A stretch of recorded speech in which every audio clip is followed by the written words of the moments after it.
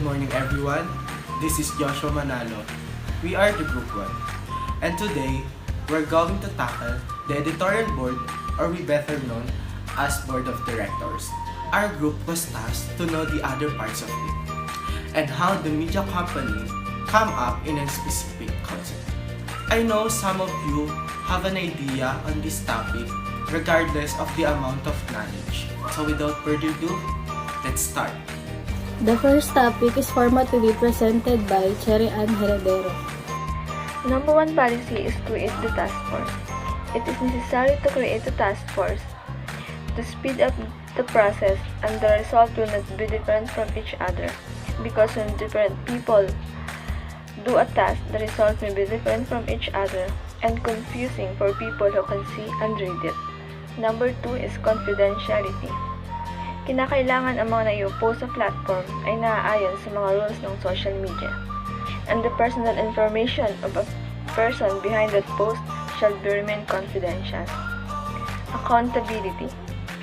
An employee needs to be held accountable. When there is a problem with what he wrote, he has to deal with whatever the punishment will be given to him. Number 4 is protect employer's reputation. Job of an employee is to protect the reputation of their employer. They shall not do something that could damage the image of their employer, especially if his company have a competitor. Number 5 is be clear on copyright issues.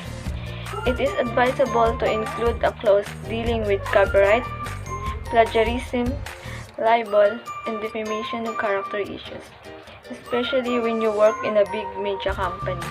And lastly is regularly review and update policy. It is necessary to always check the policy of the company, dahil hindi lagi-lagi yan ang policies na ipinatutupad. Dahil kailangan ding baguhin ang company para malaman kung effective ba o hindi ang pinapatupad nilang policy. Let us all hear the discussion of RONNEL B. Good morning, ma'am and sir. So, the topic that my leader assigned to me is creating mission statement. So, first, papaliwanag ko po muna kung ano nga ba yung mission statement. The mission statement must be fundamental and informational because it will serve as the media company objective. The media company normally focuses on creating mission statement that is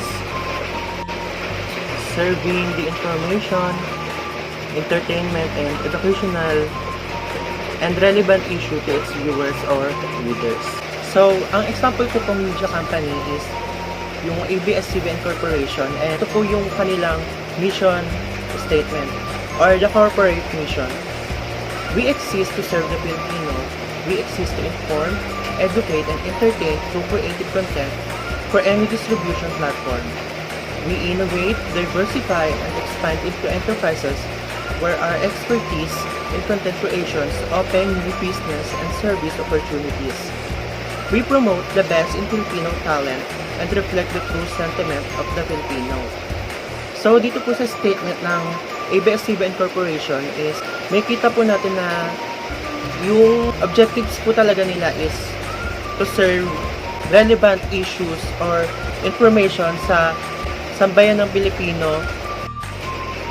So, makikita po natin na sa mission statement po ng ABS-CBN Corporation ay layunin po talaga na kanilang kumpanya ay ang magbigay ng serbisyo sa sambayan ng Pilipino saan man dako ng mundo sa pamamagitan ng iba't ibang plataforma tulad ng television, radyo, mga magazine at social media. The next topic is format to be presented by EJEERAH MIRALLES. Number 3 is format. Format is the general appearance of a publication and the arrangement of a specified production. So, format is not just about the layout or the design of a publication, but it also compartmentalizes articles into sections. So, every pages in a publication, newspaper or magazine is set for a certain topic, and those pages is called sections. So these sections are also called as parts of a newspaper. Now let's tackle about the parts or format of the newspaper. So newspaper has 11 parts or sections, but I'm just gonna present to you 5 of it. First is the general news. The general news contains the most important news in both local and international. The headline is set in a big bold black letter called the banner headline. It can also be seen in the front page. Take for example, the issue of the Manila Bulletin on August 17, 2020. Their headline is the 6 PhilHealth officials go on leave. And it can be seen at the front page of the newspaper. Next is local and foreign news sections. This contains the news on both local and international. So, it is very different from general news because it is much more focused on the news. The general news section kasi have a column on the lower part of the newspaper regarding about the remaining or the headline of the remaining section.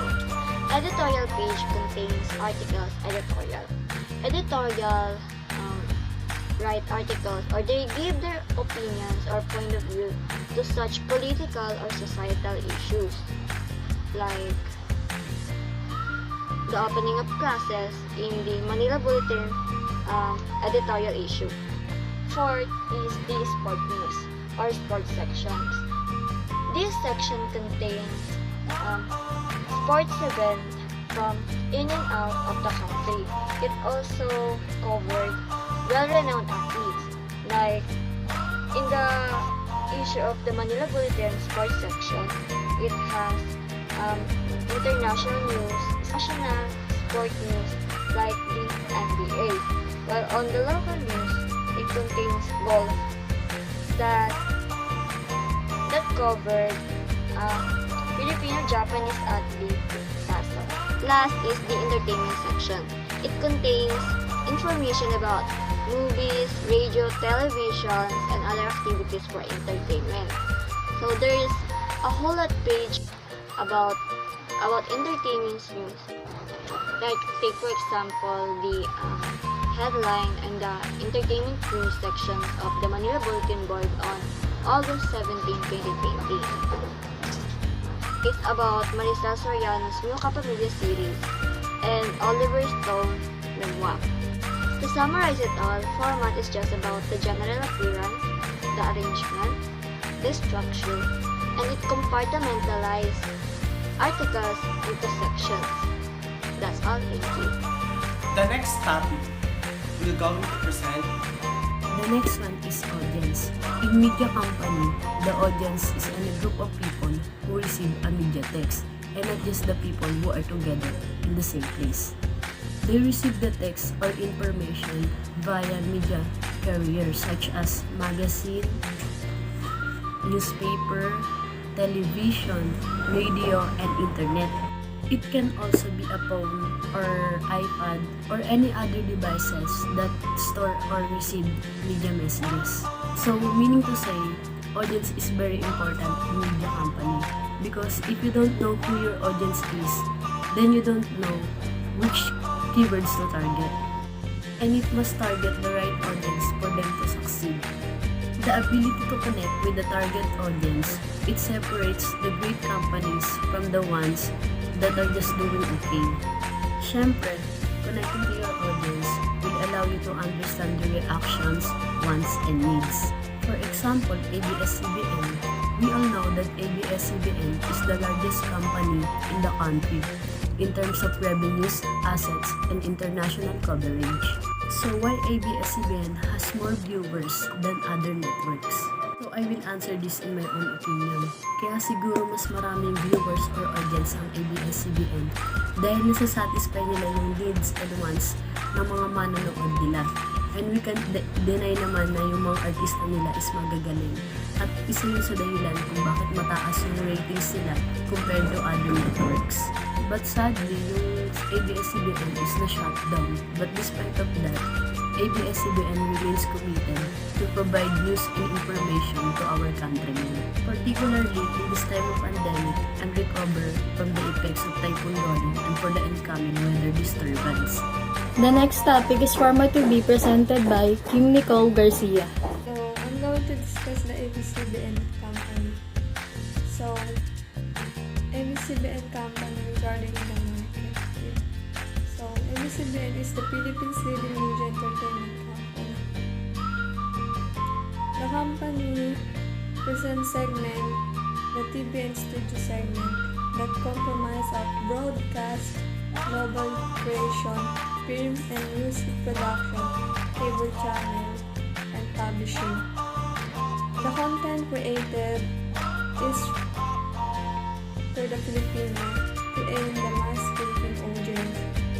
So, kaya nagiging popular din sa ABS-CBN sa masa ng mga Pilipino because of the resilient.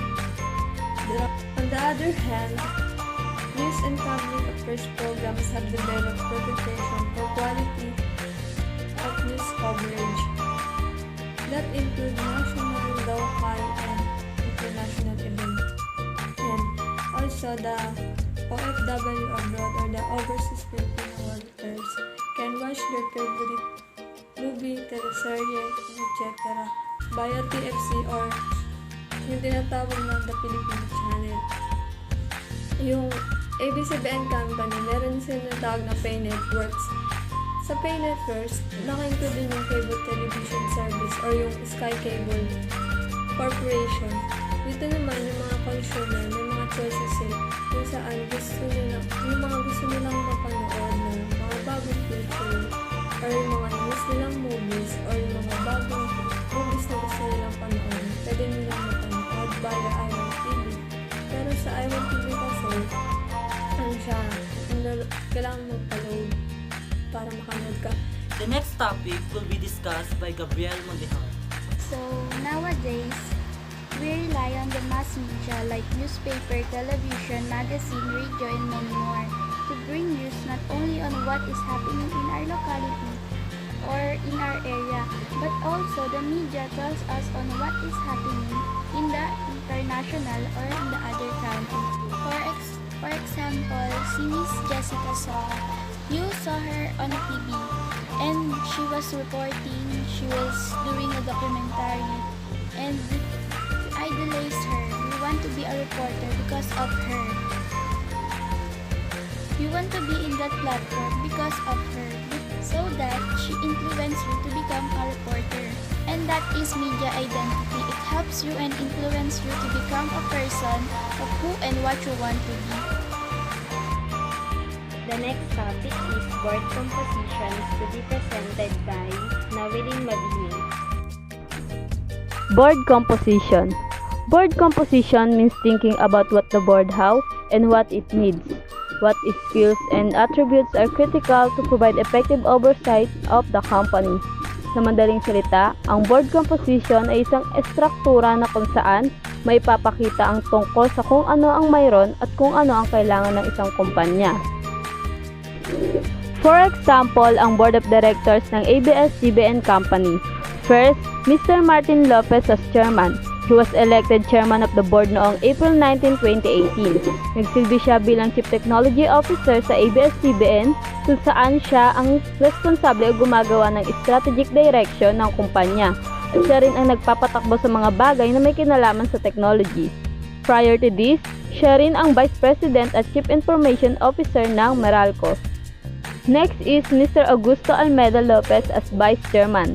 Naging Director noong 1988 at nagsilbi din bilang Vice President noong 1989. Naging Director din siya ng First Philippine Holding Corporation at marami pang iba. Siya rin ang Board Chairman sa kumpanya ng kanyang pamilya, ang Acris Corporation. Next is Mr. Carlo L. Katigbak, Board Member, President and Chief Executive Officer. Itinalag siya bilang Chief Executive Officer of the corporation. Siya ay may 22 years of experience in business at hinirang siya bilang Managing Director ng ABS-CBN Interactive.